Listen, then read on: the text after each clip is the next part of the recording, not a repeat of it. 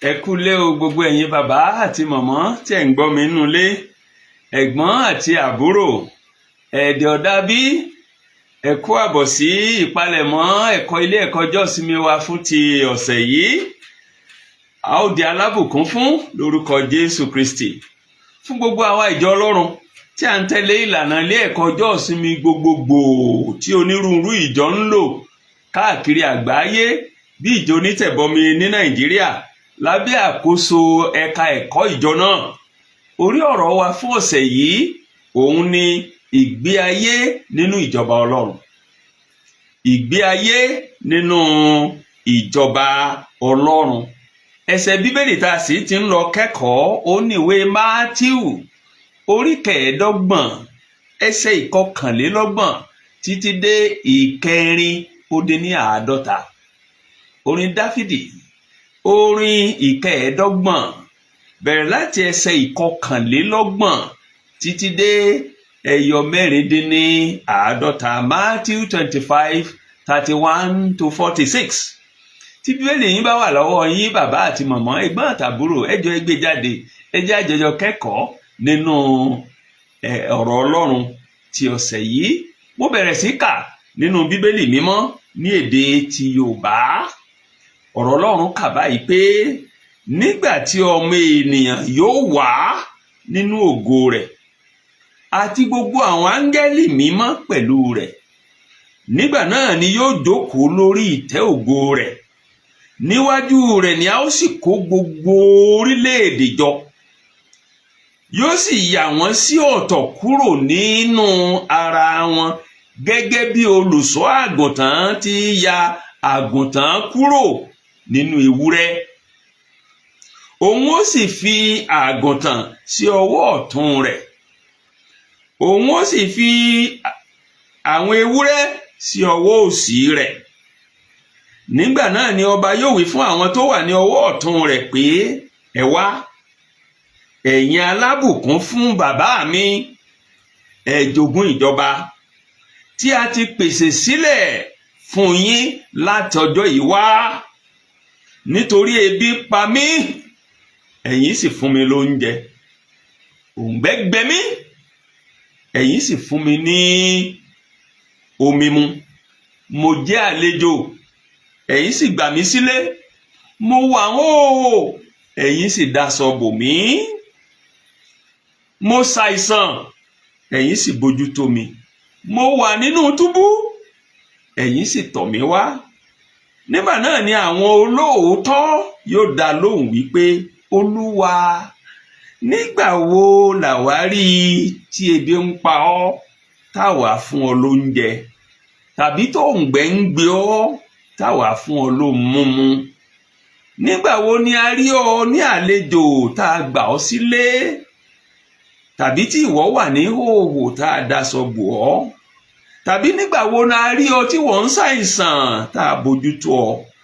Tàbí tí wọ́n wà nínú túbú tí àwa sì tọ̀ ọ́ wá? Ẹsẹ̀ 40.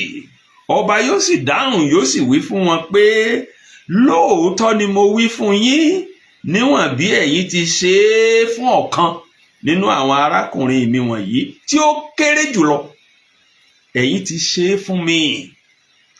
Nígbà náà ni yóò wí fún àwọn tó wà ní ti ọwọ́ òsì pé, ọwọ́ òsì pé, ẹ lọ kúrò lọ́dọ̀ mi, ẹ̀yin ẹni ègún, sínú iná àìnípẹ̀kun tí a ti pèsè sílẹ̀ fún èṣù àti fún àwọn áńgẹ́lì rẹ̀. Nítorí ebi pa mí, ẹ̀yin kò sì fún mi ní oúnjẹ. Òǹgbẹ gbẹ mí, ẹ̀yin kò sì fún mi ní ohun mímu. Mo jẹ́ àlejò, ẹ̀yin kò sì gbà mí sílé. Mo wà hóhò, ẹ̀yin kò sì daṣọ bò mí. Mo ṣàìsàn, mo sì wà nínú túbú, ẹ̀yin kò bójú tó mi. Nígbà náà ni àwọn pẹ̀lú yóò dáhùn wípé, Olúwa, nígbà wo làwa rí tébi ń pa ọ́, tàbí tó òǹgbẹ ń gbẹ ọ́, tàbí tí wọ́n jálejò, tàbí tí wọ́n wà ní hòhò, tàbí nínú àìsàn, tàbí nínú túbú tí àwa kò ṣe ìránṣẹ́ fún ọ? Nígbà náà ni yóò dá wọn lóhùn wípé, lóòótọ́ ni mo wí fún yín, níwọ̀n bí ẹ̀yin kò ti ṣe èyí fún ọ̀kan nínú àwọn tí ó kéré jùlọ wọ̀nyí, ẹ̀yin ò ṣe fún mi. Àwọn wọ̀nyí yóò sì kọjá sínú ìyà àìnípẹ̀kun.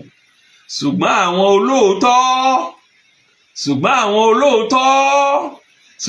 olóòótọ́ sí ìyè àìnípẹ̀kun. Èyí ni ọ̀rọ̀ Ọlọ́run. Kí Olúwa bùkún ọ̀rọ̀ rẹ̀ fún ìgbàlà ẹ̀mí wa. Àmín. Ẹsẹ̀ wúrà wa, ẹsẹ̀ láti rántí, ẹsẹ̀ mọ́nigbàgbé, ẹsẹ̀ akọ̀ọ̀kan fún ẹ̀kọ́ tọ̀sẹ̀ yìí, òun ni ẹsẹ̀ 24 àti 25 ìwé tá a ti ń kẹ́kọ̀ọ́ yìí. Mátíù orí 15, ẹsẹ̀ 24 àti 25, òun ni ẹsẹ̀ láti rántí wa. Matthew 25, 34 and 35. Àwọn ni ẹsẹ̀ láti rántí wa. Èyí tí fún àtẹnumọ́ mo kà lẹ́ẹ̀kan sí. Ìwé mímọ́ ní nígbà náà ni ọba yóò wí fún àwọn tó wà lọ́wọ́ ọ̀tún rẹ̀ pé, ẹ wá, ẹ̀yin alábùkún fún bàbá mi, ẹ jogún ìjọba tí a ti pèsè sílẹ̀ fún yín látọjọ́ yìí wá. Nítorí ebi pa mí, ẹ̀yin sì fún mi lóúnjẹ. Òǹgbẹ gbẹ mí, ẹ̀yin sì fún mi lóhun mímu. Mo jẹ́ àlejò, ẹ̀yin sì gbà mí sílé. Ẹsẹ̀ láti rántí wa, ẹsẹ̀ akọ̀ọ̀kan, ẹsẹ̀ mọ́nigbàgbé nù. Ẹ jẹ́ akọ̀ọ̀kan ká sì fi sínú ṣe. Ọlọ́run ó ràn á lọ́wọ́. Àmín. Lẹ́ẹ̀kan sí mo kí wa kó àbọ̀ sínú ẹ̀kọ́ ilé ẹ̀kọ́ ọjọ́ ìsinmi, ìpalẹ̀mọ́ ẹ̀kọ́ ilé ẹ̀kọ́ ọjọ́ ìsinmi wa fún ti ọ̀sẹ̀ yìí, èyí tí í ṣe èyí tó gbẹ̀yìn fún oṣù kejì.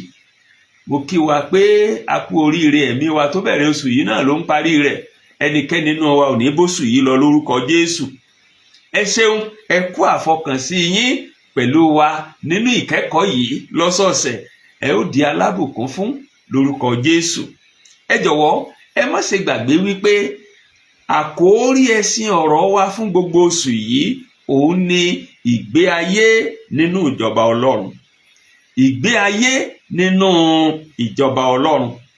Gẹ́gẹ́ bí ọmọ ìjọba Ọlọ́run tí a sì ṣe níbẹ̀rẹ̀ oṣù yìí lọ́sẹ̀ àkọ́kọ́, akẹ́kọ̀ọ́ nípa ọ̀nà tó ṣètẹ́wọ́gbà àti ọ̀nà tí ò ṣètẹ́wọ́gbà láti gbàdúrà. Nínú ẹ̀kọ́ tá a kọ́ nínú ìwé Mátíù orí 6 ẹsẹ̀ 5 sí 15. Ní ọ̀sẹ̀ kejì, a kọ́ ẹ̀kọ́ nípa àwọn àmúyẹ tá a rí nínú ayé Jòhánù onírìbọmi. A sì kì wá ń lọ̀ wípé ká má jẹ́ alátakò ìjọba Ọlọ́run bí àwọn ará Kórásínì, àwọn ará Bethsaida àtàwọn ará Kapanaumu, tó jẹ́ pé onírúurú iṣẹ́ àmì àti iṣẹ́ ìyanu ni Jésù ṣe láàrin wọn. Ó wàásù, ó kọ́ni láàrin wọn, ṣùgbọ́n alátakò ìjọba Ọlọ́run ni wọn ò gbàgbọ́. Ẹ̀kọ́ wa ọ̀sẹ̀ kejì ní ká kọ́ àmúyẹ tó wà nínú ayé Jòhánù onírìbọmi, ṣùgbọ́n ká má ṣe jẹ́ alátakò sí ìjọba Ọlọ́run. Ní ọ̀sẹ̀ kẹta tí í ṣọ̀sẹ̀ tó kọjá lọ, ẹ̀kọ́ wa ọ̀sẹ̀ tó lọ náà ẹ̀kọ́ kìlọ̀ ni, tí ń kì wá ń lọ pé ẹ ṣọ́ra o, ẹni ìṣáájú yóò dẹni ìkẹyìn. Ẹni ìkẹyìn yóò dẹni ìṣáájú. Ká má máa wòra wa wípé mo ti méèké náà. Ká má máa fún wa ara wa máàkì bí ọkùnrin ọlọ́rọ̀ yẹn tó ń fúnra ẹ̀ ní máàkì pé gbogbo ohun tó ń sọ ohun Jésù lèmi ti ń ṣe láti gbèwé mi wá, kí ló tó kù mí kù. Ṣùgbọ́n lẹ́yìn ọ̀rẹ̀yìn ìbànújẹ́ ló gbé lọlé torí ó ti sọ̀rọ̀ rẹ̀ dọlọ́run rẹ̀. Ẹ̀kọ́ yẹn wá ń kì wá nílọ̀ wípé ká kíyèsára. Tí a bá gbàgbọ́, ká gbàgbọ́ tọkàntọkàn, ká sì sin Ọlọ́run ní ẹ̀mí àti ní òtítọ́. Torí pé Ọlọ́run kì í wò bí èèyàn ṣe ń wò, ènìyàn ń wojú, ṣùgbọ́n Ọlọ́run ń wo ọkàn. Ẹ̀kọ́ tó gbẹ̀yìn yìí tí í ṣe tọ̀sẹ̀ yìí, ó jẹ́ ẹ̀kọ́ èyí tó jẹ́ wípé ó tó sọlé ẹ̀kọ́ tá a kọ́ ní ọ̀sẹ̀ tó kọjá. Ẹ̀kọ́ èyí tí ń fi hàn wá wípé lóòótọ́ ni iṣẹ́ rere ò lè gbanilà, ṣùgbọ́n nígbà tá a bá gbanilà tán, èso tá à ń retí kírú ayé ẹni bẹ́ẹ̀ kó so, iṣẹ́ tá à ń retí ká máa rí nínú ayé ẹni bẹ́ẹ̀ kó máa jẹ jáde òun ni iṣẹ́ rere. Torí pé iṣẹ́ rere làrí gbá mú pé lóòótọ́ àti lódodo ẹni yìí ti ní ìrírí ìgbàlà. Iṣẹ́ rere làrí gbá mú pé lóòótọ́ àti lódodo ẹni yìí ọmọ ìjọba Ọlọ́run ni, kì í sọmọ ìjọba èṣù. Nínú ẹ̀kọ́ mìíràn Jésù ní nípa èso wọn la fi mọ̀ wọ́n. Àwọn èso tí ó máa jáde nínú ayé ẹni tó bá ti wà nínú ìjọba Ọlọ́run, nínú ayé ẹni tó bá ti ní ìrírí ìgbàlà, àwọn èso tí ó máa jáde èso rere ni, iṣẹ́ rere ni.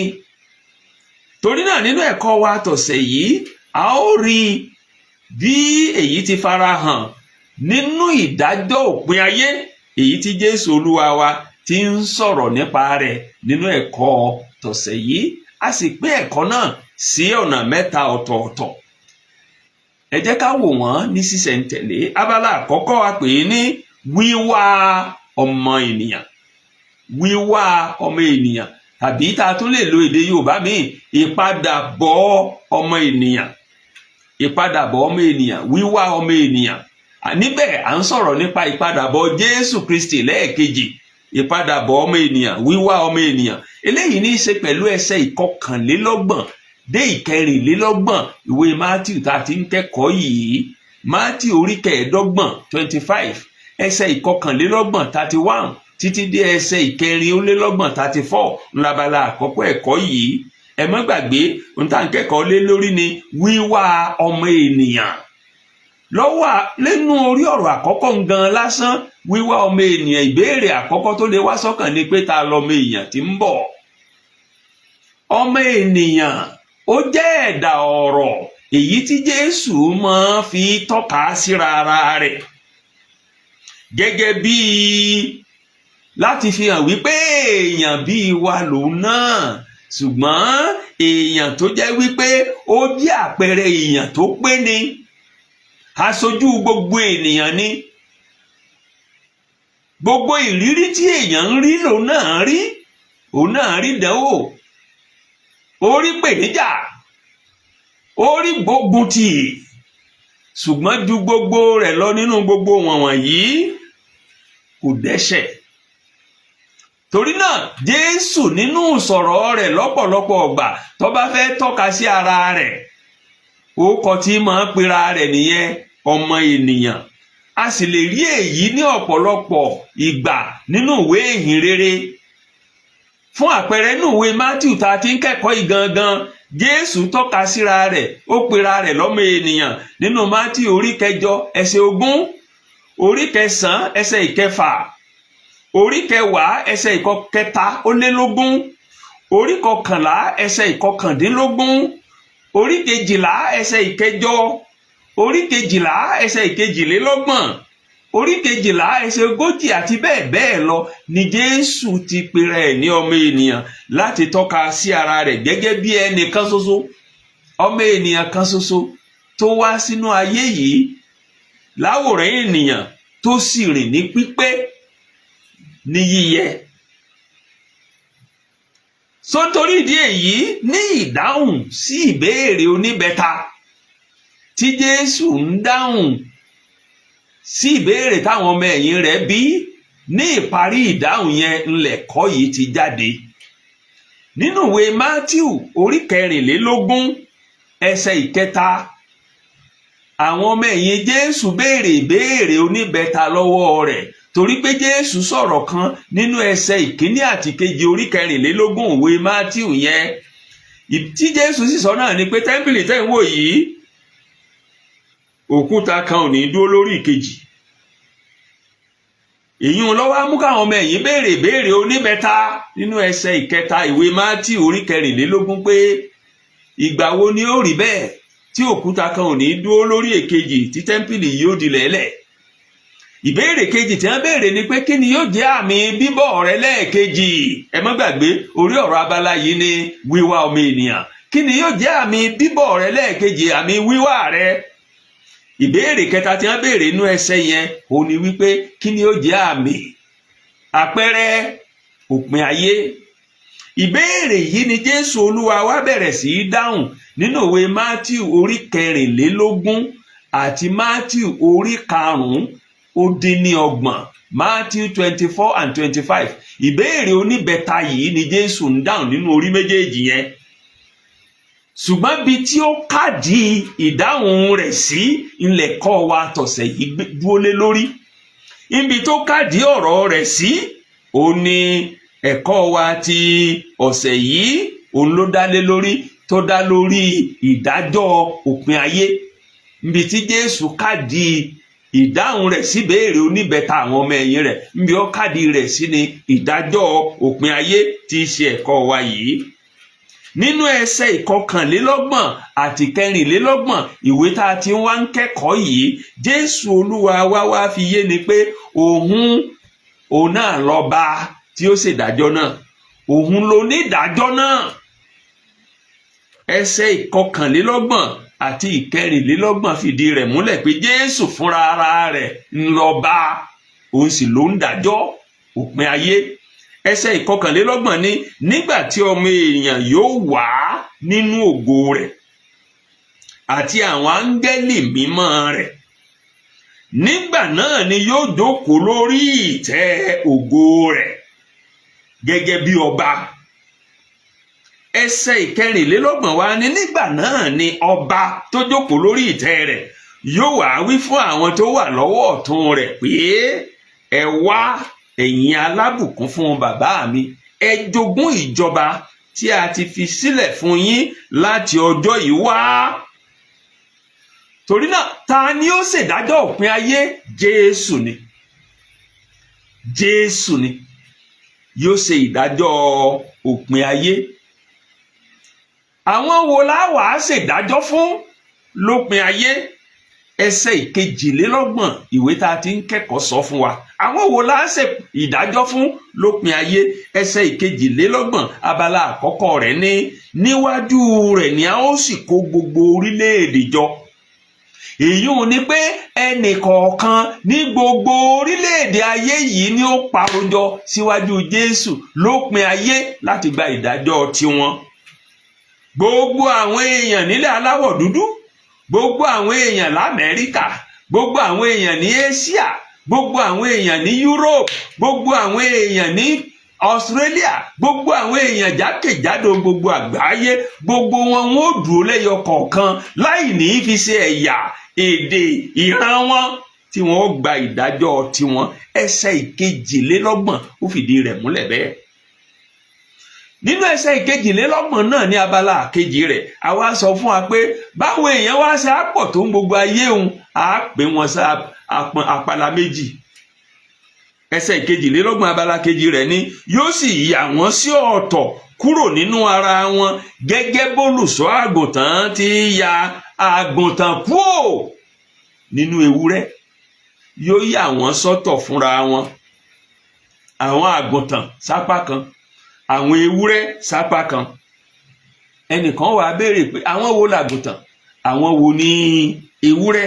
nínú Bíbélì àgùntàn jẹ́ ẹranko tá a fi máa ń ṣàfiwé àwọn ènìyàn Ọlọ́run, àwọn tí ń ṣèfẹ́ Ọlọ́run.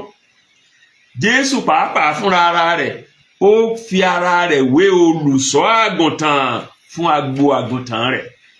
tẹ́ bá lọ sínú ìwé Jòhánù orí 10, ìhìn rere Jòhánù orí 10 ẹsẹ̀ 11 àti ẹsẹ̀ 14 rẹ̀, ìwé mímọ́ ní èmi ni olùṣọ́ àgùntàn rere. olùṣọ́ àgùntàn rere fi ẹ̀mí rẹ̀ lélẹ̀ nítorí àwọn àgùntàn. nínú ẹsẹ̀ 14 rẹ̀ ó ní èmi ni olùṣọ́ àgùntàn rere, mo sì mọ àwọn àgùntàn tèmi, àwọn àgùntàn tèmi wọ́n sì mọ̀ mí. torí náà ta làwọn àgùntàn? a fi àwọn àgùntàn, àwọn tá a pè lágùntàn ó làwọn tí wọ́n gba Ọlọ́run gbọ́, àwọn tí máa mọ Ọlọ́run lọ́lọ́run, àwọn tó ń sìn lẹ́mìí àti lótìtọ́, àwọn tí í ṣe t'Olúwa. àwọn wo wá lè ewúrẹ́? ewúrẹ́ jẹ́ ẹranko aláìgbọràn. àwọn tá a sì fi ewúrẹ́ ó ní gbogbo aláìgbọràn ènìyàn lórírun ayé yìí tí wọn ò gba Ọlọ́run gbọ́, tí wọn ò gbàgbọ́. àwọn la sì fi sọ́wọ́ òsì. nínú ẹsẹ̀ ìkẹtàlélọ́gbọ̀n ìwé tá a ti ń kẹ́kọ̀ọ́ yìí, Mátíù orí kẹẹ̀ẹ́dọ́gbọ̀n 25 ẹsẹ̀ ìkẹtàlélọ́gbọ̀n, ìwé mímọ́ ní òun ó sì fi àwọn àgùntàn sọ́wọ́ ọ̀tún àti àwọn ewúrẹ́ sọ́wọ́ òsì. Ẹnìkan wá béèrè pé kí n lápá ọ̀tún dúró fún, kí n lápá òsì dúró fún. Nínú ìwé mímọ́, apá ọ̀tún apá ìbùkún ni, apá ọ̀tún apá ọ̀wọ̀ ni, apá ọ̀tún apá agbára ni. Tẹ́ ẹ bá wo inú Bíbélì tí a kà tán fún wa ní ìsinyìí, tẹ́ ẹ bá wo ẹsẹ̀ ìkẹrìnlélọ́gbọ̀n rẹ̀ tá a kà tán ní ìsìn, ó ní ẹ wá ẹ̀yin alábùkún fún bàbá mi. Apá ọ̀tún apá àbùkún ni, apá ọ̀tún apá ọ̀wọ̀ ni, apá ọ̀tún apá agbára ni. Ṣùgbọ́n apá òsì apá àbùkù ni, apá àjìyà, apá àfinisẹ̀sín. Àwọn àgùntàn á fi wọ́n sápá ọ̀tún, apá ìbùkún, apá ọ̀wọ̀, apá agbára. Àwọn ewúrẹ́ á fi wọ́n sápá òsì, apá àbùkù, apá àjìyà, apá àfinisẹ̀sín. Síwájú sí ọ wá ṣe pàtàkì fún wa láti ṣàkíyèsí nǹkan kan gbòógì nínú ẹsẹ̀ ìkẹrìnléníọgbọ̀n ìwé tá a ti ń kẹ́kọ̀ọ́. Kí sì ni òun náà? Òun náà ni wípé nínú ẹsẹ̀ ìkẹrìnlélọ́gbọ̀n yẹn, a rí i wípé ìjọba Ọlọ́run ó dé ètò Ọlọ́run pèsè fún gbogbo ènìyàn láti ìpilẹ̀ṣẹ̀ ayé, láti ìgbà tọ́lọ́run ti dá Ádámù àti Éfà. Ìfẹ́ ọkàn Ọlọ́run ó ní kí gbogbo irú ọmọ Ádámù àti Éfà kí wọ́n wà nínú ìjọba rẹ̀. Ìdí nìyí nígbà tí ẹsẹ̀ ìkẹrìnlélọ́gbọ̀n ìwé tá à ń ti ń kẹ́kọ̀ọ́ yìí tó jẹ́ ẹsẹ̀ tó parí abala àkọ́kọ́ ẹ̀kọ́ wa yìí tó parí pẹ̀lú gbólóhùn ẹ jogún ìjọba. Ìjọba wo? Ìjọba tí a ti pèsè sílẹ̀ fún yín látọjọ́ yìí wá. Ìjọba tá a ti pèsè sílẹ̀ fún yín láti ìpilẹ̀ṣẹ̀ ayé, ẹ jogún rẹ̀. So láti ìpilẹ̀ṣẹ̀ ayé, Ọlọ́run ti pèsè ìjọba rẹ̀ fún gbogbo ìran ènìyàn torí ipò dá wa ní àwòrán ara rẹ̀. Ìbéèrè wa ni pé àwọn wo ni a wà lọ́wọ́ ọ̀tún? Kí ló sì mú wọn wà nínú ìjọba Ọlọ́run? Àwọn wo ni a wà lọ́wọ́ òsì? Kí ló yọ wọ́n kúrò nínú ìjọba Ọlọ́run? Abala kejì àti abala kẹta ẹ̀kọ́ wa ni ó tan ìmọ́lẹ̀ òkodoro sí àwọn ìbéèrè wọ̀nyí. Torí náà ẹ jẹ́ ká tẹ̀síwájú sí abala kejì ẹ̀kọ́ wa, èyí tá a pè ní èrè fún àwọn tó wà ní ọwọ́ ọ̀tún. Èrè fún àwọn tó wà ní ọwọ́ ọ̀tún. Èyí sì ní í ṣe pẹ̀lú ẹsẹ̀ Bíbélì tá a ti ń kẹ́kọ̀ọ́ tá a ti kà fún wa lẹ́ẹ̀kan. Mátíù orí kẹẹ̀ẹ́dọ́gbọ̀n ẹsẹ̀ ìkarùnléníọgbọ̀n sí ogójì. Matthew 25:35-40. Ibẹ̀ ní abala kejì ẹ̀kọ́ wa yìí tá a pè ní èrè fún àwọn tó wà ní ọwọ́ ọ̀tún. Èrè fún àwọn tó wà ní ọwọ́ ọ̀tún. Ìbéèrè àkọ́kọ́ tá a kọ́kọ́ wò lábala yìí ni pé irú àwọn wo ní ń bẹ lọ́wọ́ ọ̀tún tá a fún lérè, tá a pín èrè fún? Irú àwọn wo ló wà lọ́wọ́ ọ̀tún? Ẹsẹ̀ ìkẹta-ó-dín-ní-ogójì 37 ó sì fún wa ní ìdáhùn sí ìbéèrè yẹn. Ẹgbọ́n tí ẹsẹ̀ ìkẹta-ó-dín-ní-ogójì wí. Ó ní nígbà náà ni àwọn olóòótọ́ yóò dáhùn wípé, èyí tó fi hàn wá wípé àwọn tí a wà lọ́wọ́ ọ̀tún, àwọn wo ni àwọn olóòótọ́? Àwọn wo làwọn olóòótọ́? Àwọn tí wọ́n wà ní déédéé, tí ń rìn déédéé, tí ní àjọṣepọ̀ tó gúnmọ́ pẹ̀lú Ọlọ́run, pẹ̀lú ara wọn, pẹ̀lú ènìyàn gbogbo. Àwọn yẹn la pè lólóòótọ́. Àwọn tó ní àjọṣepọ̀ tó gúnmọ́, àwọn olódodo. Nígbà gbogbo tí mo bá sì ń ṣàlàyé nípa àwọn wo lolódodo, à ń sọ̀rọ̀ nípa mo máa ń lo àwọn nǹkan tá a lè rí fọwọ́dìmú láti ṣàkàwé tàbí láti ṣàpẹrẹ, bíi rédíò wa, bíi tẹlifíṣàn, bí ẹ̀rọ ìléwọ́ gan tá à ń gbé kínní ìsìn. Gbogbo ẹ̀rọ ìléwọ́ pátápátá nọ́mbà 11 ni wọ́n ní, tá a bá fi nọ́mbà orílẹ̀-èdè kan. tí ènìyàn bá wá ń tẹ̀ nínú nọ́mbà mọ́kànlá ọ̀hún tó bá tẹ 10 tí wọ́n ṣe rẹ́gí ṣùgbọ́n ẹyọkan nù wọ́n ṣèèṣì tí ò ṣe déédéé fóònù tá a bá ẹni a bá pè wọ́n lè dún ṣùgbọ́n ó ṣeé ṣe kó jẹ́ ní ọ̀tọ̀ ní ògbé tí ó sọ fún wa pé nọ́mbà tẹ́ ń pè nọ́mbà tí ọ̀tọ̀ náà ni ó sì ṣeé ṣe kó mọ̀ lọ́ọ̀bì kankan kó sọ wípé ẹni tẹ́ ń pè kò tiẹ̀ sí ní àrọ́wọ́tó gbogbo ẹni yòówù táyé rẹ̀ ò sí láwọ̀ àrọ́wọ́tó Olódùmarè àwọn là ń pè ní ẹni tí kì í ṣolódodo gbogbo àwọn tí ayé wọn wà ní àrọ́wọ́tó Olódùmarè àwọn là ń pè lólódodo ọ̀nà kan ṣoṣo tí a sì fi ń di olódodo tàbí tá a fi ń wà ní títọ́ pẹ̀lú Ọlọ́run nínú májẹ̀mú láíláí òun lọ̀nà ìgbàgbọ́ kò pé méjì ọ̀nà kan ṣoṣo lèèyàn fi ń wà ní títọ́ pẹ̀lú Ọlọ́run ọ̀nà kan ṣoṣo lèèyàn fi ń jẹ́ olódodo ọ̀nà kan ṣoṣo náà sì ni ọ̀nà ìgbàgbọ́ ìwé Jẹ́nẹ́sísì orí 15 ẹsẹ̀ 6 Jẹ́nẹ́sísì orí 15 ẹsẹ̀ 6 ó sọ fún wa pé Ábúráhámù sì gba Olúwa gbọ́ òun sì kà á sí fún ní òdodo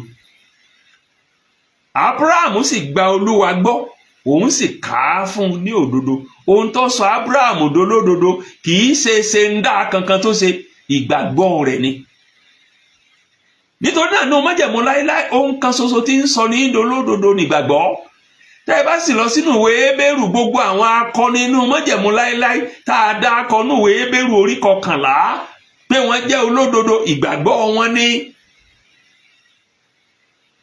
nínú májẹ̀mú titun pẹ̀lú ọ̀nà kan ṣoṣo tí a fi ń wà ní pípé ní dítọ́ pẹ̀lú Ọlọ́run tá a fi ń jẹ́ olódodo níwájú Ọlọ́run ọ̀nà ìgbàgbọ́ náà ní.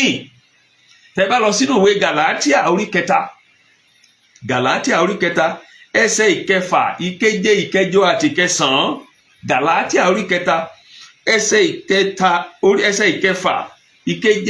àti 9 ìwé mímọ́ ní gẹ́gẹ́ bí Ábúráhámù ti gba Ọlọ́run gbọ́ a sì kà á sí ní òdodo nítorí náà kí ẹ̀yin kí ó mọ̀ pé àwọn tí í ṣe ti gbàgbọ́ àwọn ní í ṣe ọmọ Ábúráhámù bí ìwé mímọ́ sì ti rí i tẹ́lẹ̀ pé Ọlọ́run yóò dá àwọn kèfèrí láre nípa àgbàgbọ́ ó ti wàásù ìhìnrere fún Ábúráhámù ó ń wí pé nítorí rẹ̀ nínú rẹ̀ la ó ti bùkún gbogbo orílẹ̀-èdè gẹ́gẹ́ bẹ́ẹ̀ ni àwọn tí í ṣe ti gbàgbọ́ jẹ́ ẹni alábùkún fún pẹ̀lú Ábúráhámù olódodo ọ̀nà kan ṣoṣo nínú májẹ̀mú láíláí nínú májẹ̀mú titun tá a fi ń di olódodo tá a fi ń wà ní títọ́ déédéé pẹ̀lú Ọlọ́run ọ̀nà ìgbàgbọ́ ni.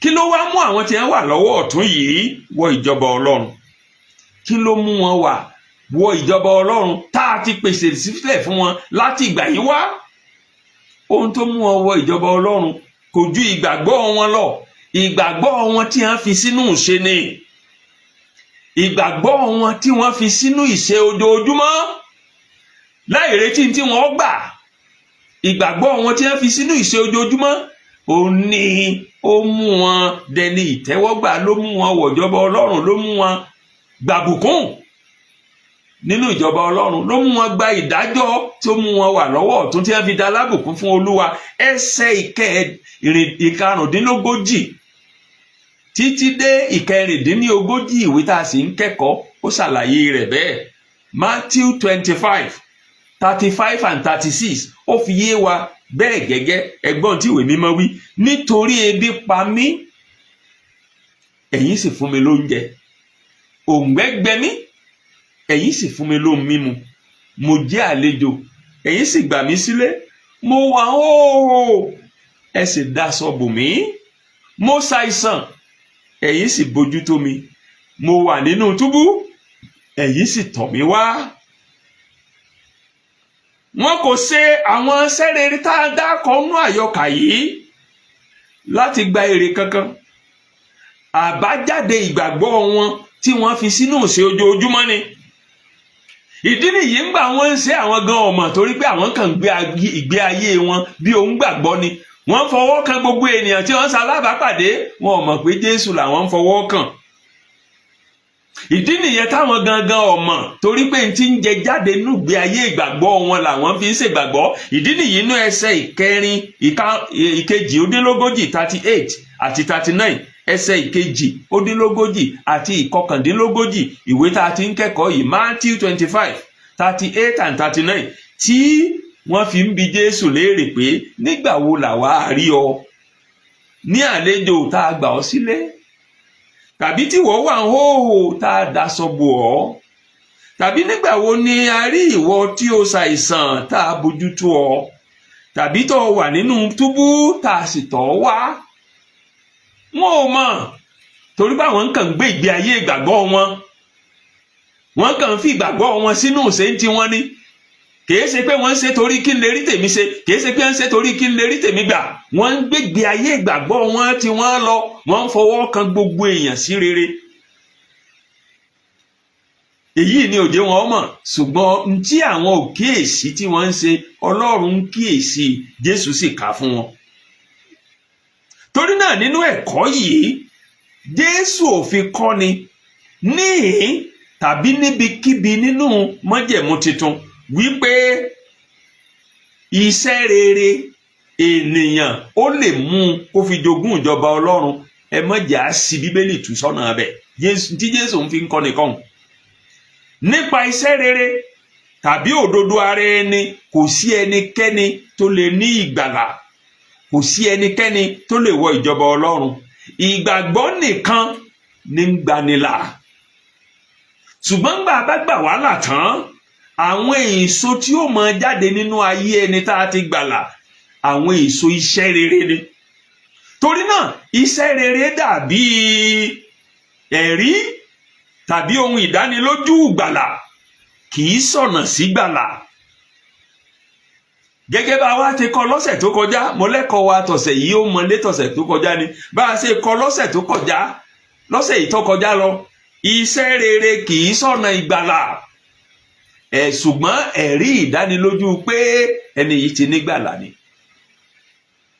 àwọn iṣẹ́ rere táwọn wọ̀nyí ṣe tá a kà sílẹ̀ yìí àwọn èso ìgbé ayé ìgbàgbọ́ wọn ni kì í ṣe ń dá ìṣe òdodo èèyàn lásán nínú ìgbàgbọ́ wọn ìgbé ayé ìgbàgbọ́ wọn ló fi jáde. ìdí nìyí nígbà tó bá ọ̀dà wọn lóhùn nínú ẹsẹ̀ 40 tó parí tó jẹ́ ẹsẹ̀ tó gbẹ̀yìn abala àkọ́kọ́ ẹ̀kọ́ wa yìí tó fi ní ọba sì dá wọn lóhùn ó sì fún wọn pé lóòótọ́ ni mo wí fún yín níwọ̀n bí ẹ̀yin ti ṣe é fún ọ̀kan nínú àwọn arákùnrin mi wọ̀nyí tí ó kéré jùlọ ẹ̀yin ti ṣe fún mi. níwọ̀n tí ẹ ti ṣe é fún ọ̀kan nínú àwọn wọ̀nyí tí ó kéré jùlọ ẹ̀yin ti ṣe é fún mi. àwọn wọ̀nyí ohun gbogbo tí wọ́n ń ṣe àwọn sì ń gbégbé ayé ìgbàgbọ́ wọn ni kìí ṣe pé wọ́n ń ṣe láti rí ohun gbà. ẹnìkan wàá béèrè wípé àwọn wo wá làwọn tó kéré jùlọ yìí tí í ṣe arákùnrin ọba. gbogbo ẹni tí ó gba Jésù Kristi ní Olúwa àti olùgbàlà wọn jákèjádò gbogbo àgbáyé láì ní fi ṣe ẹ̀yà tàbí èdè tàbí àwọ̀ tàbí ìran wọn ó ní arákùnrin náà. nígbà tí a bá sì gba Jésù Kristi ní Olúwa àti olùgbàlà wa kò sí gúúsù mọ́ tàbí àríwá kò sí ìlà oòrùn tàbí ìwọ̀ rẹ̀. ìgbé ayé ojoojúmọ́ ẹni gbọ́dọ̀ yàtọ̀ kó sì máa fọwọ́ kan gbogbo àwọn tó lè bá pàdé nínú onírúurú ọ̀nà fún rere.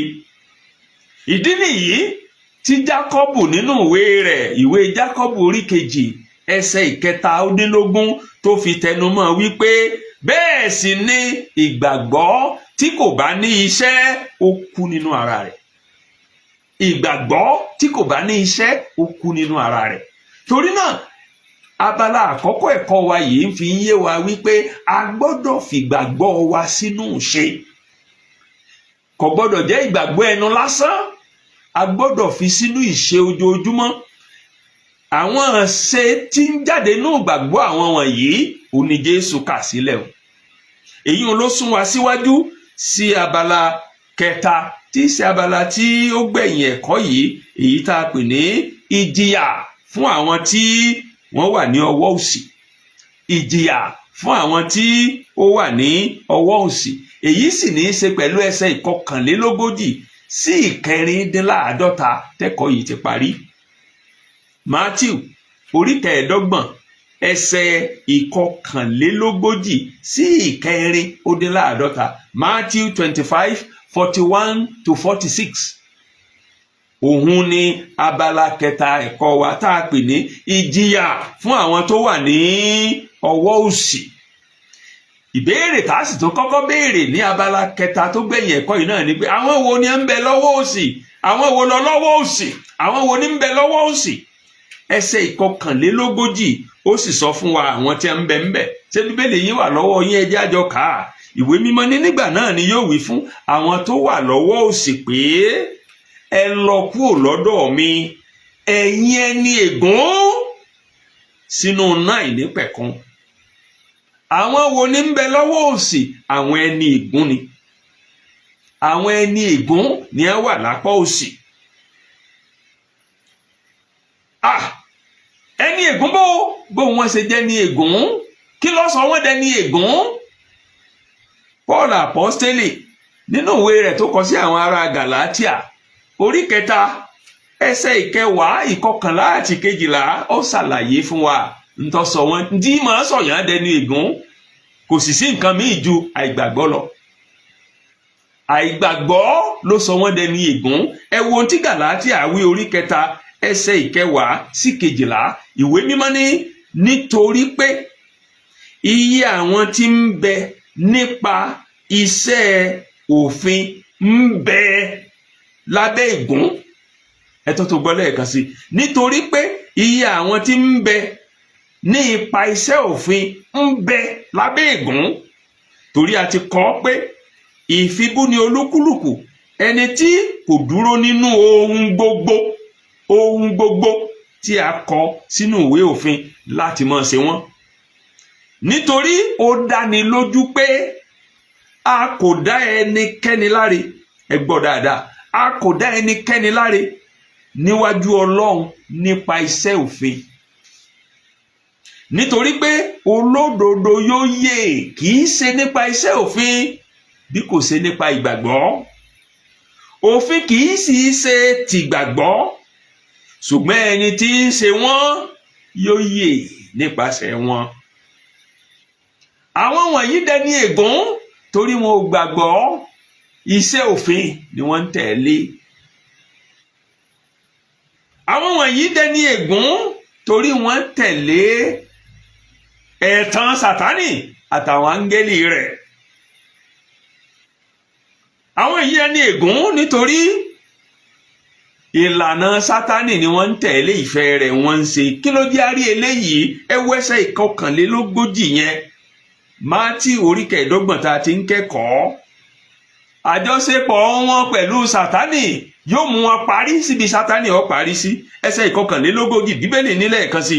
Bíbélì wípé nígbà náà ni wọn yóò wí fún àwọn tó wà ní apá òsì rẹ̀ pé ẹ lọ kúrò lọ́dọ̀ mi, ẹ̀yin ẹni ègún, síbo? Sínú iná àìnípẹ̀kun. Iná àìnípẹ̀kun yìí tá a la pèsè rẹ̀ sílẹ̀ fún, tá a ti pèsè sílẹ̀ fún Èṣù àti fún àwọn áńgẹ́lì rẹ̀. Àwọn wọ̀nyí dẹni ègún torí wípé wọn ò gbàgbọ́, torí pé àjọṣepọ̀ wọn ìfẹ́ Sátánì ni wọ́n ń ṣe, kì í ṣèfẹ́ Ọlọ́run. Ohun kankan wá ṣe pàtàkì fún wa nínú ẹsẹ̀ ìkọkànlélógójì yìí. Òun náà sì ni wípé nínú ẹsẹ̀ ìkọkànlélógójì yìí a fìdí rẹ̀ múlẹ̀ wípé Ọlọ́run kò pèsè iná àjò òkú, kò pèsè iná ìnípẹ̀kun fún ènìyàn. Iná ànípẹ̀kun kì í ṣe ntọ́lọ́run pèsè fẹ́ẹ̀yàn. Gbólóhùn tó parí ẹsẹ̀ ìkọkànlélógójì yìí ó fi yé wa ẹni tá a pèsè iná àìnípẹ̀kun lẹ̀ fún. Ẹni a pèsè iná àìnípẹ̀kun lẹ̀ fún ní ẹsẹ̀ ìkọkànlélógójì ó ní Èṣù àtàwọn áńgẹ́lì rẹ̀. Àwọn la pèsè iná àìnípẹ̀kun fún. ṣùgbọ́n gbogbo èèyàn tí kò bá gbàgbọ́ nínú Olúwa wa Jésù Kristi, gbogbo ènìyàn tó bá jẹ́ pé gbàgbọ́ ẹnu lásán ló ní, kò fi sínú ṣe, gbogbo wọn ni wọ́n parí ìrìn àjò ayé wọn síbi Sátánì parí tiẹ̀ sí, sínú iná àìnípẹ̀kun. Ṣùgbọ́n gbogbo àwọn tí ó gbàgbọ́, àwọn tí wọ́n gbàgbọ́, gbogbo àwọn tó gbàgbọ́, àwọn wọn ó parí rẹ̀ sí ìyè àìnípẹ̀kun, torí ìgbàgbọ́ wọn yóò mú wọn lọ sí ibẹ̀. Ìdí nìyẹn tá a fi sọ nínú ẹsẹ̀ 51 wípé ẹ kúrò lọ́dọ̀ mi ẹ̀yin aláìgbàgbọ́, ẹ̀yin tẹ́ ẹ fi gbàgbọ́ yín sínú ṣe tó jẹ́ pé gbàgbọ́ ẹnu lásán ni, ẹ̀yin tẹ́ ẹ kàn ń pe orúkọ Olúwa Olúwa Olúwa Olúwa,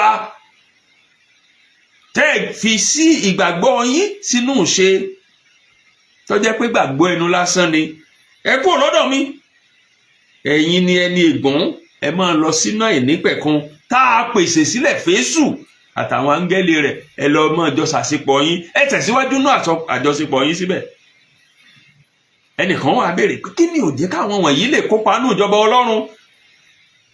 Ohun tí ó jẹ́ wọn tó gba nínú ìjọba Ọlọ́run náà mo sọ, màá sì tuntun sọ, òun náà ni pé wọn ò gbàgbọ́, àìgbàgbọ́ wọn, àìfi ìgbàgbọ́ wọn sínú ṣe òun ni. Ìdí nìyẹn bóò la ṣe mọ̀ pé wọn ò fi ìgbàgbọ́ wọn sínú ṣe. Ẹsẹ̀ 42 àti 43 ìwé tá a ti ń kẹ́kọ̀ọ́ jẹ́ àmọ̀ pé wọn ò fi ìgbàgbọ́ wọn sínú ṣe. Ẹsẹ̀ 22 ní 42 ní nítorí ebi pa mí, ẹ̀yin ò fún lóúnjẹ, òǹgbẹ gbẹ mí, ẹ̀yin ò fún mi lómi mu, mo jẹ́ àlejò, ẹ̀yin ò gbà mí sílé, mo wà hóhò, ẹ̀yin ò dáṣọ bò mí, mo ṣàìsàn, ẹ̀yin ò wá mi wá sínú, mo ṣàìsàn, mo wà nínú túbú, ẹ̀yin ò bójú tó mi. Wọn ò fi ìgbàgbọ́ wọn sínú ṣe. Bí wọ́n bá tiẹ̀ nígbàgbọ́ rárá, ìgbàgbọ́ ẹnu lásán ni. Ìdí nìyí tí ọba Jésù Olúwa fi sọ fún wọn wípé ẹ kúrò lọ́dọ̀ mi, ẹ máa lọ sínú náà àìnípẹ̀kun tá a pèsè lẹ̀, kìí ṣe fẹ́ẹ̀yàn ṣùgbọ́n fún Sátánì àti àwọn áńgẹ́lì rẹ̀. Ṣùgbọ́n ńgbà tẹ́ ẹ ti gbé ìgbé ayé yín bí Sátánì ṣe gbé tiẹ̀, ẹ lọ bá ẹjọ́ mọ́ sáà, ẹjọ́ lọ mọ́ lo ayérayé yín papọ̀. Bí ohun rere kan bá wà tó ṣèèṣì wà nínú ayé aláìgbàgbọ́, ó ń ṣe nítorí tí ó rí gbà ń bẹ̀ ni. Ó ń ṣe nítorí pé ń retí kankan tí ó jáde fún un bẹ̀ lẹ́sẹ̀kẹsẹ̀. Aláìgbàgbọ́ lè ṣiṣẹ́ rere, ṣùgbọ́n kì í ṣe pé ń ṣe torí ìgbàgbọ́, ń ṣe nítorí nǹkan kan tó fẹ́ tó mọ̀ pé òun ó gbà. Ìdínú ẹ lè rà aláìgbàgbọ́ tí ó mọ̀ ṣe iṣẹ́ rere. Iṣẹ́ rere tí ń ṣe kì í ṣe pé ń ṣe láti inú ìgbàgbọ́, ń ṣe nítorí pé ń retí nǹkan tí ó jáde fún un bẹ́ẹ̀ ni. Tàbẹ́nìkan ṣe lóore, òun náà ń dá a padà. Sáà bàbá wa níbùnmí ń bu ọ lọ̀pọ̀lọ́ ń dún. Ìdí nìyí tó fi jẹ́ wípé kì í sì ṣe aláìgbàgbọ́ láti ṣiṣẹ́ iṣẹ́ rere èyí tí ń tinú ìgbàgbọ́ jáde. Ìdí nìyí táwọn náà fi mọ̀ páwọn òṣìṣẹ́ rere, torí pé ní tí wọn ò bá ti ní rí tiẹ̀ ń bẹ̀ kì í ṣe pàtàkì fún wọn. Èèyàn bá wà hóhò, èèyàn bá wà lọ́gbà ẹ̀wọ̀n, èèyàn bá wà nínú túbú, kò sí tọ́kàn wọn gbà tí ọba ti kàn wọ́n gbọ̀ngbọ̀ngbọ̀n. Ìdí nìyí nínú ẹsẹ̀ 44 àti 45 44 and 45 tí ìwé mímọ́ fi ní nígbà náà ni àwọn pẹ̀lú òhù dáhùn wípé Olúwa, nígbà wo ni àwa rí tébi ń pọ̀, tàbí tó ń gbẹ ń gbẹ ọ́, tàbí tí wọ́n jẹ́ àlejò, tàbí tó wà ń hòhò, tàbí nínú àìsàn, tàbí nínú túbú tí àwa kò ṣe ìránṣẹ́ fún ọ? Nígbà wo ni? Nígbà náà ni yóò dá wọn lóhùn pé lóòótọ́ mo wí fún yín, níwọ̀n gbà tí ẹ̀yin ò ṣe é fún ọ̀kan nínú àwọn tí ó kéré jùlọ wọ̀nyí, ẹ̀yin ò ṣe fún mi. Ẹ̀yin ò ṣe fún mi. Wọn ò sì lè ṣe é torí wípé gbogbo àwọn iṣẹ́ tó yẹ kó máa jáde nínú ìgbé ayé ìgbàgbọ́ yìí kò lè jáde nínú ayé tiwọn tí ìbá jẹ́ wípé wọn ò rí nǹkan gbà ń bẹ̀. Bó bá jẹ́ mọ̀lẹ́bí wọn ni wọ́n fi sọ́gbà ẹ̀wọ̀n, wọn wà kàn. Tó bá jọ mọ wọn àbíyàwó ni wọn wà kàn, ṣùgbọ́n tí ìbá jẹ́ pọ́kàn mọ́ gbọ̀ngbọ̀n rárá o. tí ìbá jẹ́ pé wọ́n ó rí nǹkan wọ́n ń retí pé ládàá kan ó ti bẹ̀ wá ẹ̀ ní rí kí wọ́n ó ṣe é.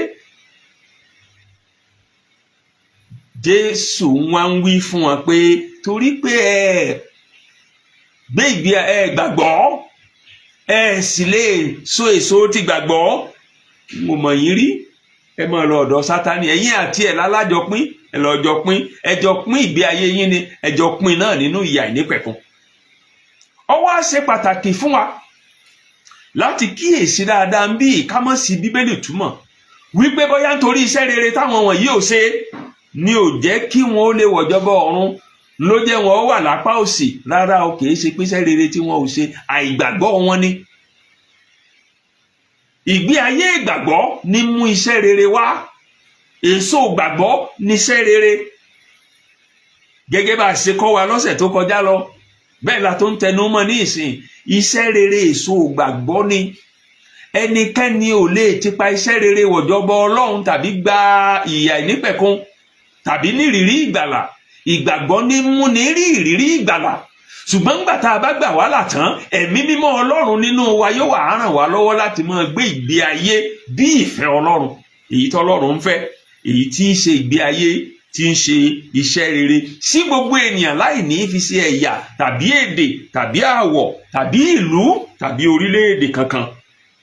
Torí náà ó ṣe pàtàkì káti mọ̀ wípé àìgbàgbọ́ àwọn wọ̀nyí ló mú wọn pàdánù ìjọba Ọlọ́run tí wọ́n fi dèrò inú ìyà iná àìnípẹ̀kun.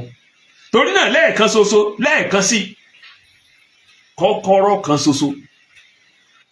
kan ṣoṣo tí ń fúnni ní ìyà àìnípẹ̀kun, kọ́kọ́rọ́ kan ṣoṣo tí ń fúnni ní ayọ̀ ayérayé, kọ́kọ́rọ́ kan ṣoṣo tí ń múni wọ ìjọba Ọlọ́run ò ní ìgbàgbọ́ o.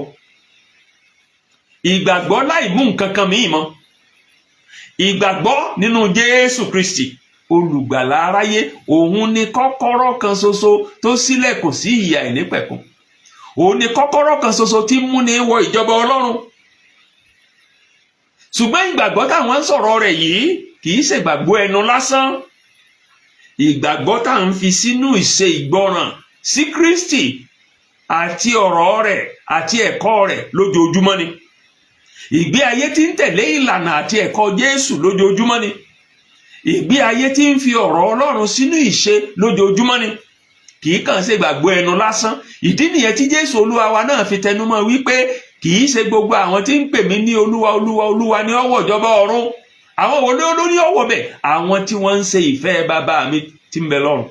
So ìgbàgbọ́ tá à ń sọ̀rọ̀ ń pa rẹ̀, òun ni ìgbàgbọ́ tí ń múni ṣèfẹ́ Ọlọ́run tá à ń fi sínú ìṣe lójoojúmọ́.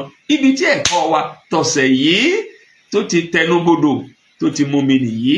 Ṣùgbọ́n ká tó máa lọ sílé, ẹ jẹ́ kí n ṣàtẹnumọ́ kókó méjì tàbí mẹ́ta èyí tí a rí nínú ẹ̀kọ́ yìí fún ìgbé ayé ọmọlẹ́yìn Kristi lójoojúmọ́. Kókó àkọ́kọ́ tí mo sì fẹ́ tẹnumọ́ òun ni pé ìpadàbọ̀ Jésù Kristi lẹ́ẹ̀kejì láti ṣe ìdájọ́ ayé ó dájú o. Bàbá àti màmá, ẹ̀gbọ́n àtàbúrò tẹ́ ń gbọ́ mi nílé àbí lẹ́nu iṣẹ́ yín lẹ wà. Ìpadàbọ̀ Jésù Kristi lẹ́ẹ̀kejì láti ṣe ìdájọ́ ayé ó dájú o. Jésù wá sáyé lákọ̀ọ́kọ́ láti gba aráyé là ni. Ó fi ẹ̀mí ara rẹ̀ ṣe ìrúbọ fún ẹ̀ṣẹ̀ wa. Ṣùgbọ́n ó ń padà bọ̀ lẹ́ẹ̀kejì láti ṣe nǹkan méjì. Ó ń padà bọ̀ lẹ́ẹ̀kejì láti kó àwa àyànfẹ́ lọlé. Ó ń padà bọ̀ lẹ́ẹ̀kejì láti ṣe ìdájọ́ gbogbo ayé. Ìwé mímọ́ sì fìdí yìí múlẹ̀ dáadáa nínú ẹ̀kọ́ wa àti nínú àwọn ìwé mìíràn. Fún àpẹẹrẹ, tẹ́ bá lọ sínú ìwé Jòhánù orí 11 ẹsẹ̀ 3 àkọ́kọ́, Jòhánù orí 11 ẹsẹ̀ 3 àkọ́kọ́, ìwé mímọ́ ní ẹ má ṣe jẹ́ kọ́kàn yín dàrú. Ẹ gba Ọlọ́run gbọ́, ẹ gbà mí gbọ́ pẹ̀lú. Nínú ilé bàbá mi ọ̀pọ̀lọpọ̀ ibùgbé ló wà. Ìbá má ṣe bẹ́ẹ̀, èmi ìbá ti sọ fún yín. Nítorí èmi ń lọ pèsè àyè sílẹ̀ fún yín. Bí mo bá sì lọ pèsè àyè sílẹ̀ fún yín, èmi ó tún padà wá. Èmi ó sì mú yín lọ sọ́dọ̀ èmi tìkára mi, pé níbi tí èmi gbé wà, kẹ́yin lè wà ńbẹ̀ pẹ̀lú. Ìlérí Jésù yìí dúró síbẹ̀, ń padà bọ̀ wá kó àwa àyànfẹ́ lọlé. Kò wá dúró síbẹ̀ nìkan, Jésù ń padà bọ̀ wá ṣèdájọ́ ayé náà. Ìwé ìrere Jọ́ọ̀nù kan náà ní orí 5, Jọ́ọ̀nù orí 5, ìrere Jọ́ọ̀nù orí 5 ẹsẹ̀ 2:20 ó ní nítorí pé bàbá ti fi ìdájọ́ lé, nítorí bàbá kì í ṣe ìdájọ́ ẹnikẹ́ni, nítorí bàbá kì í ṣe ìdájọ́ ẹnikẹ́ni, ṣùgbọ́n ó ti fi gbogbo ìdájọ́ lé ọmọ lọ́wọ́. Ẹsẹ̀ 27, ẹsẹ̀ 27, ó sì fún un láṣẹ láti máa ṣe ìdájọ́ pẹ̀lú, nítorí tí òun ń ṣe ọmọ ènìyàn. Jésù ń padà bọ̀ láti wá ṣe ìdájọ́ ayé. Èyí dájú. Kókó àkọ́kọ́ nù. Kókó kejì òun ni pé tí Jésù ń bá wá ń padà bọ̀ láti ṣèdájọ́ tó sì dájú, wà ní ìmúrasílẹ̀ de ìdájọ́ ìkẹyìn. Wà ní ìmúrasílẹ̀ torí kò sí ẹnikẹ́ni tí ó bọ́ ńbẹ̀ nínú ìdájọ́ Jésù. Jésù ń padà bọ̀ lẹ́ẹ̀kejì láti ṣe ìdájọ́ ayé. Gbogbo wa pátá làá sì jíṣẹ́ ìríjú wa, bá a ṣe gbégbé ayé wa, bóyá fún Ọlọ́run ni àbí fún Sátánì. Ìdí nìyí nínú Bíbélì tá a ti ń kẹ́kọ̀ọ́ lọ́sẹ̀ yìí, Mátíù orí 25 ẹsẹ̀ 21 àti 22, Mátíù 25:31 and 32, ó sọ pé nígbà tí ọmọ èèyàn yóò wá nínú ògo rẹ̀ àti àwọn wo àti gbogbo àwọn áńgẹ́lì mímọ́ rẹ̀, nígbà náà ni yóò jókòó lórí ìtẹ́ rẹ̀ bí ọba. Ẹsẹ̀ 32 wá ní nígbà tí ó bá sì níwájú rẹ̀ ní á kó gbogbo orílẹ̀-èdè jọ, yóò sì ya wọ́n sí ọ̀tọ̀ kúrò nínú ara wọn gẹ́gẹ́ bí olùṣọ́ àgùntàn tí ya àgùntàn kúrò nínú ewúrẹ́. Jésù Kristi ń padà bọ̀ wá ṣèdájọ́ ayé tí ó jókòó lórí ìtẹ́ rẹ̀ láti ṣèdájọ́. Tó bá rí bẹ́ẹ̀, ìwọ bàbá, ìwọ màmá, ẹ̀gbọ́n àtàbúrò, ẹ jọ̀ọ́ tẹ́ ń gbọ́ mi, ẹ jẹ́ apalẹ̀mọ́, ẹ jẹ́ á wà ní ìmúrasílẹ̀. Akọmọ̀nà àwọn ẹgbẹ́ kan tí a ń pè ní Boy Scout káàkiri gbogbo àgbáyé, òun ni wà ní ìmúrasílẹ̀, be prepared. Ẹ jẹ́ apalẹ̀mọ́ kí a má bàa kábàámọ̀ lọ́jọ́ náà. Lọ́nà kẹta, ìgbàgbọ́ láìsí iṣẹ́ ẹ̀kọ́ wa yìí fi kọ́ wa pé òkú ni. Òkú ọ̀nà ni o. Ìgbàgbọ́ tá a fi sínú ṣe, ìgbàgbọ́ láìsí iṣẹ́ òkú ni. Ìgbàgbọ́ tá a fi sínú ṣe òkú ni. Torí náà, bàbá àti màmá, ẹ̀gbọ́n àtàbúrò tẹ́ ń gbọ́ mi, ẹ fi ìgbàgbọ́ yín nínú Jésù Kristi sínú ìṣe ojoojúmọ́. Ẹ máa tọ ipasẹ̀ Jésù. Ẹ máa fi ẹ̀kọ́ Jésù sínú ìṣe yín lójoojúmọ́. Ẹ má ṣe jẹ́ á jẹ́ olùgbọ́ tàbí olùkọ́ tàbí olùsọ ọ̀rọ̀ náà nìkan. Ẹ jẹ́ ká jẹ́ olùṣe ọ̀rọ̀ náà, torí àwọn olùṣe ọ̀rọ̀ náà láàdá láre. Nínú ẹ̀kọ́ wa yìí, ìgbàgbọ́ àwọn yìí tí wọ́n fi sínú ṣe oní Jésù kà gẹ́gẹ́ bí ẹ̀rí àrídájú pé ẹ wọnú ìjọba tá a ti pèsè sílẹ̀ fún yín láti ìgbà ayé yìí wá. Lọ́nà kẹrin, ẹ̀yin ènìyàn Ọlọ́run tẹ́ ń gbọ́ mi, ìṣerere lásán láìsí ìgbàgbọ́ kò lè gbanilà. Ìṣerere lásán ṣe ń dá ènìyàn, òdodo ènìyàn, bí ẹ̀kọ́ wa tá a kọ́ lọ́sẹ̀ tó kọjá, kò lè gbanilà. Bẹ́ẹ̀ ni kò lè múni wọ̀jọba ọ̀run. Gbogbo ìwé mímọ́ fìdí rẹ̀ múlẹ̀ wípé ohun kan ṣoṣo tí ń sọ ní dolódodo ó ní ìgbàgbọ́. Kọ́kọ́rọ́ kan ṣoṣo tí ń ṣílẹ̀kùn ìjọba ọ̀run ó ní ìgbàgbọ́. Ṣùgbọ́n iṣẹ́ rere, ẹ̀rí àrígbámú, àmì ìdánilójú wípé lágbájá yìí ti ní ìrírí ìgbàlà, ó ti di ọmọ Ọlọ́run ní tòótọ́ ni. Sáwọn bàbá wa nílẹ̀ Yorùbá ní a kì í rọ́mọ ọba kámọ́ra mi dànsákì lára rẹ̀. A kì í rẹ́ni tó ti ní ìrírí ìgbàlà. A kì í rí ẹni tí ó ti wà nínú ìjọba Ọlọ́run, tí Ọlọ́run ń ṣàkóso ayé rẹ̀, kí ayé rẹ̀ ọmọ yàtọ̀. Àwọn ìyàtọ̀ tí ó farahàn nú ayé ẹni bẹ́ẹ̀, ó ní ẹ̀kọ́ yìí fi ń yé wa gẹ́gẹ́ bí ohun àrígbámú. Èyí tí fi hàn pé ẹni yìí ti ní ìrírí ìgbàlà, ìgbàgbọ́ nínú Jésù, òun sì ní mú kí gbogbo àwọn nǹkan wọ̀nyí kó ṣeé ṣe nú ayé ẹni. Torí náà, iṣẹ́ rere lásán kò lè gbanilà, kò lè múni wọ̀jọba ọ̀run. Ìgbàgbọ́ nínú Jésù nìkan ni kọ́kọ́rọ́ sí ìyè àìnípẹ̀kun. Ní ìparí lọ́sẹ̀ yìí, Ọlọ́run ò ṣètò náà àjò òkú, iná ajónirun, iná pátápátá, iná ayérayé fún ènìyàn kankan. Ẹ̀kọ́ wa tọ̀sẹ̀ yìí ó fi yé wa wípé Ọlọ́run ò pèsè náà àìnípẹ̀kun fún ènìyàn. Nínú ẹsẹ̀ 41 ìwé tá a kà ń, ẹni tá a ṣètò rẹ̀ fún ní Èṣù àtàwọn ọmọ ogun rẹ̀, Èṣù àtàwọn áńgẹ́lì rẹ̀. Ṣùgbọ́n gbogbo ènìyàn tí ò bá gbàgbọ́, gbogbo ènìyàn tí ò gba Jésù Kristi ní Olúwa àti Olùgbàlà wọn, gbogbo ènìyàn tó tẹ̀lé ẹ̀tàn Sátánì àtàwọn áńgẹ́lì rẹ̀, níbi tí Sátánì parí ìrìn àjò, níbi a ṣètò fún Sátánì, ibẹ̀ làwọn náà parí ìrìn àjò wọn sí. Torí náà ẹ̀yin olùgbọ́ mi, tí ò bá tí ì fi ìgbàgbọ́ rẹ sínú Jésù Kristi, mo fi ìyọ́nú Ọlọ́run bẹ̀ ọ́, gba Jésù lólúwa àti olùgbàlà rẹ lónìí. Òun nìkan ní ọ̀nà, òun nìkan ní òtítọ́, òun nìkan ní ìyè. Kò sí ẹnikẹ́ni tó lè wá sọ́dọ̀ bàbá bí ò ṣe nípasẹ̀ rẹ̀. Orúkọ kan ṣoṣo tí ń gba nílà, tí ń mú ní wọ ìyè àìnípẹ̀kun, òun ni orúkọ Jésù Kristi. Kò sí orúkọ míì tó lè fúnni ní ìgbàlà, kò sí orúkọ míì tó lè gbanínà, tó lè gbanilà lábẹ́ ọ̀run yìí ju orúkọ Jésù lọ. Torí náà fi ayé rẹ fún Jésù, gbà á lólúwa àti olùgbàlà rẹ lónìí, kó o má bàa parí síbi tí a ṣètò fún Sátánì pé yóò parí ayé rẹ̀ sí.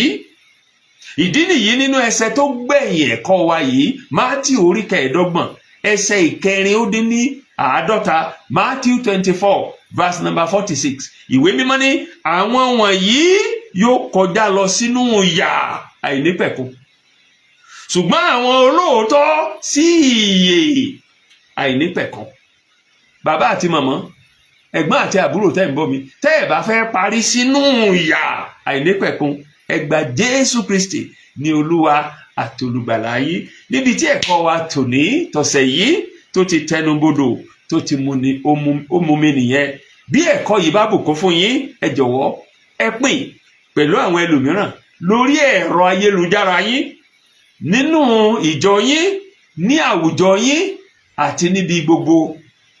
Bí ẹ bá sì fẹ́ kí a máa fi ẹ̀kọ́ yìí ránṣẹ́ sí yín lórí ẹ̀rọ WhatsApp, tẹ́ bá fẹ́ ká máa fi ẹ̀kọ́ yìí ránṣẹ́, fọ́nrán ẹ̀kọ́ yìí ránṣẹ́ sí yín lórí ẹ̀rọ WhatsApp yín, ẹ tẹ àtẹ̀jíṣẹ́ sí wa lórí nọ́mbà WhatsApp yìí, òǹkà WhatsApp yìí, àmì àròpọ̀ 2 ẹ̀ta 4 ẹ̀jọ 1 mẹ́ta 2 ẹ̀sán